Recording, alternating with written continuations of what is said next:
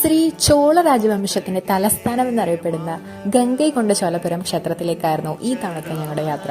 തഞ്ചാവൂർ ബൃഹദീശ്വര ക്ഷേത്രത്തിന്റെ അസൽ ഒരു മിനിയേച്ചർ വേർഷനാണ് ഇവിടെ നമുക്ക് കാണാൻ സാധിക്കുക.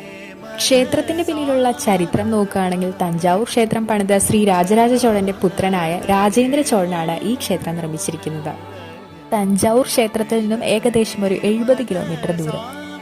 ലാൻഡ് ഓഫ് ടെമ്പിൾസ് എന്നറിയപ്പെടുന്ന കുംഭകോണത്തിന്റെ അടുത്തായിട്ടാണ് ഈ ക്ഷേത്രം സ്ഥിതി ചെയ്യുന്നത്. നൂറ്റാണ്ടുകൾക്ക് മുന്നേ പണി കഴിപ്പിച്ച ശ്രീ ബൃഹദീശ്വര ക്ഷേത്രത്തിന്റെ ആർക്കിടെക്ചറും എഞ്ചിനീയറിംഗും എല്ലാം എന്തും നമ്മളെ അത്ഭുതപ്പെടുത്തിയിട്ടേ ഉള്ളൂ അല്ലേ. എന്നാൽ അച്ഛനേക്കാൾ വലിയൊരു നിർമ്മിതി മകന് വേണ്ട എന്ന തീരുമാനത്തിലാണത്രേ അതേ രൂപഭംഗിയിലും അതേ ആർക്കിടെക്ചറിലും അതിനോട് ചേർന്ന് നിൽക്കുന്ന ഒരു ചെറിയ ക്ഷേത്രം രാജേന്ദ്ര ചോഴൻ പണി കഴിപ്പിച്ചത്. If you are interested in Chola's history but not ready for a big crowd, then Gangaikonda Cholapuram is your right choice.